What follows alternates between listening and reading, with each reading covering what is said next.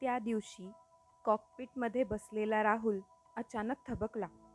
त्याचे हात थरथरू लागले, कारण पहिल्या फ्लाईटमध्ये समोर बसलेली एक व्यक्ती त्याच्या भूतकाळाशी जोडलेली होती.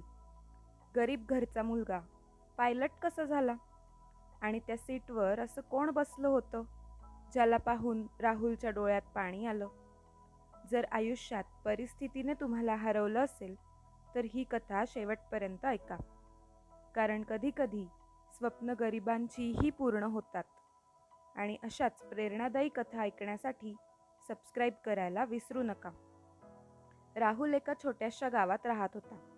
वडील मजूर, आई लोकांच्या घरी भांडी घासायची. घरात कधी पुरेसं जेवण नसायचं. पण राहुलच्या डोळ्यात एक मोठं स्वप्न होतं. आकाशाकडे पाहून तो विचारायचा, मी कधी विमान उडवेन का? लोक हसायचे, अरे आधी घर चालव. एका दिवशी शाळेत एक शिक्षक म्हणाले, स्वप्न मोठं असेल तर परिस्थिती लहान पडते. तो दिवस राहुल विसरला नाही. रात्रभर अभ्यास, दिवसा काम, कधी स्टेशनवर पाणी विकणे, कधी हॉटेलमध्ये भांडी धुणे. पण प्रश्न तसाच होता, इतक्या पैशांशिवाय पायलट कसं व्हायचं? एक दिवस त्याला शहरात एका एव्हिएशन ट्रेनिंग इन्स्टिट्यूटची माहिती मिळाली. तो तिथे गेला. फाटके कपडे, डोळ्यात आशा. सर्वांनी त्याच्याकडे वेगळ्या नजरेनं पाहिलं. पण एका सरांनी विचारलं, खरंच मेहनत करशील?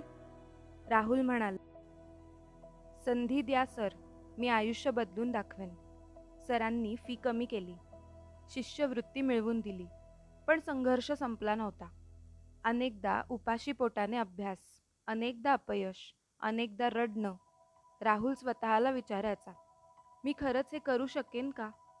मग आईचा चेहरा आठवायचा, बाळा हार मानू नकोस. वर्षे गेली आणि एक दिवस राहुल पायलट झाला. पहिली फ्लाईट. कॉकपिटमध्ये बसताना त्याचं हृदय जोरात धडधडत होतं.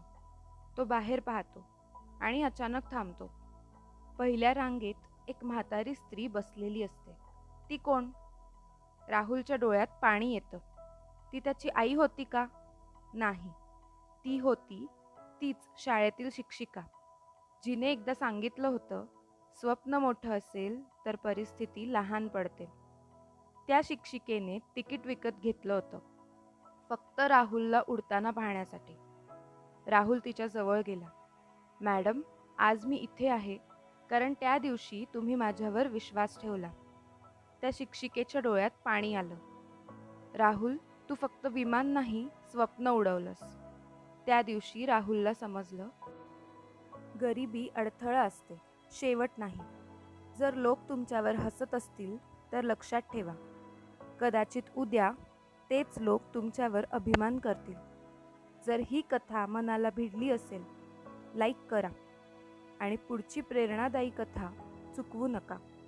म्हणून सबस्क्राईब करा.